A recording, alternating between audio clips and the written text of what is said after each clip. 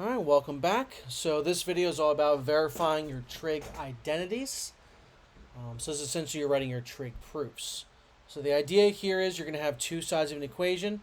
You're going to work with one side or the other until you can get them both simplified down to be the exact same expression. Typically, you'll start with the more complicated side because, as with most things in life, it's easier to make something complex simple versus to make something simple complex. And you're trying to get it to match up. Using your different basic trig identities we talked about in 7.1. So recognizing, sine squared being 1 minus cosine squared. Tangent can be sine over cosine, things like that. Sometimes you'll need to factor expressions. Sometimes you'll need to multiply. You'll have a fraction. You'll need to multiply by the denominator and numerator, something to make them the same. Your basic algebraic operations. One suggestion, again, it's not really necessarily the most efficient every single time. But one idea, if you're really stuck, is to just simply rewrite everything in terms of sine and cosine, and then go through it from there. Because then you've got common terms. You'll probably have a sine squared or cosine squared for a Pythagorean identity. It can make your life a little bit easier. It's not the most efficient method. I'll try and go through in each of these different examples here. There's going to be a total of 5 we're going to do. What I find to be most efficient, you might disagree and find something else. That's perfectly fine. The key is, as long as you're solve them in the correct way. So as the next bullet point says, you can't apply your properties of equality. So you cannot do operations from one side to the other. So no adding to both sides, no subtracting, multiplying, dividing, squaring, square rooting, anything like that.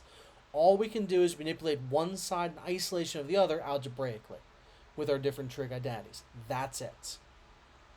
All right, so let's kind of get into what I'm talking about. So we'll start straightforward. We have cosecant over tangent squared equals cotangent squared over sine. So I'm going to work with the left side first.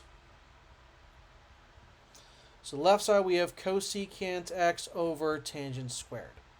Now we're trying to get things in terms of cotangent and sine. Well, cosecant is the reciprocal with sine, so 1 over sine for the cosecant.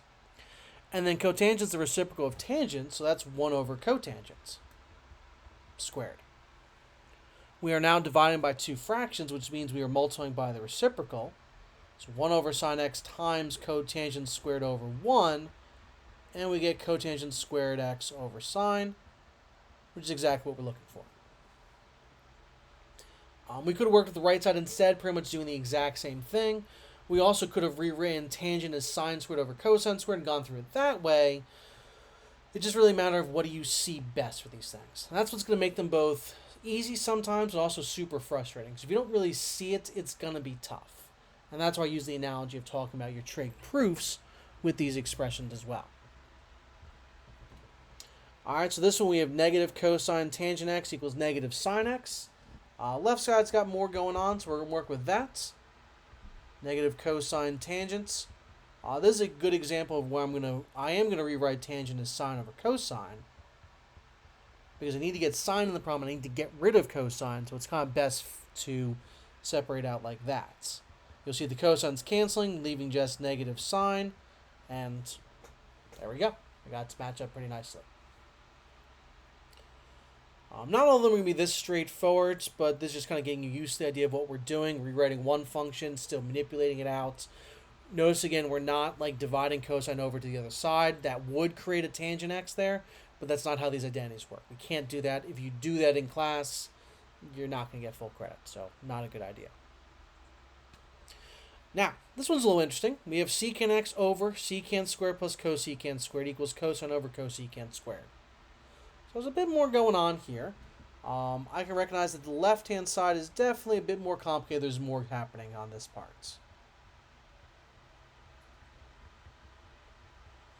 Now, a temptation might be to try and go, okay, I can reduce secant and secant squared because they're both, the same function there, and it's a fraction. Problem is, fractions, you can only reduce them if everything can divide by that when there's that plus sign there. If I just had secant over secant squared, then I can certainly do that. But the moment I do a plus cosecant squared, now I can only reduce if there's that cosecant squared in the problem. So I'm going to rewrite everything in terms of sine and cosine for this one. So secant becomes 1 over cosine, which means secant squared is 1 over cosine squared, and then plus 1 over sine squared. Now I'm going to leave the top alone for right now. The bottom, though, well, I can get a common denominator if I multiply by the opposites. So this would become sine squared over cosine squared sine squared plus cosine squared over cosine squared sine squared. All I did was just simply multiply each fraction by the opposites, sine squared to this one, and then cosine squared to the other one. Well, that's the reason why that's actually kind of nice, is when I add them together, I'm adding sine squared plus cosine squared, and sine squared plus cosine squared is 1. Which is beautiful, because now I have a single fraction, and my life's going to be a little bit easier now. Because again, I'm dividing by a fraction, so I should multiply by the reciprocal. So 1 over cosine x times now cosine squared sine squared over 1. I just get cosine sine squared. And I want to get cosine over cosecant squared. Well, sine squared is, and cosecant squared is over reciprocal. So it's really cosine times 1 over cosecant squared. And now it matches perfectly. Cosine x over cosecant squared x. Alright, so that was a nice example right there. Working with the right side probably would have been a bit more complicated, because the best we would have done would have been able to get it to be cosine sine squared. So we would still need to work with that left side. And this is also a good example of where it turned out we were adding fractions, so we had to get common denominators and combine them that way. And then again, still deal with the idea of dividing by a fraction, therefore we are multiplying by its reciprocal. Your basic keep, change, flip idea from elementary school. Alright, so once again we have two different fractions adding together.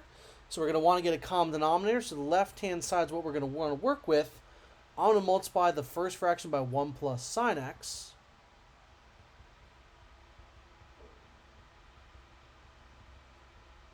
And then the other fraction will multiply by 1 minus sine x, so I can have that common denominator. Adding the tops now, 1 plus 1 is 2, and sine minus sine cancels. And then foiling, we can recognize 1 minus sine times 1 plus sine is your classic a minus b times a plus b. Difference of 2 squares, a squared minus b squared. And that's great, because we should recognize that, well, wait a minute, 1 minus sine squared is cosine squared. And that's even more perfect, because we're trying to get secant squared, and if I'm dividing by cosine squared, that's the same thing as multiplying by secant squared, and now it matches. Alright, so again, the idea here is we're trying to get a common denominator. That's where we're multiplying by the opposite denominator, which is what we typically do with these rational expressions. Unless they have some things that are factorable, they already had something in common. And again, recognizing a Pythagorean identity created by that, because it's a squared minus b squared kind of thing when it foils. Alright, so one more. So we got tangent squared over 1 plus secant, and it equals 1 minus cosine x over cosine x.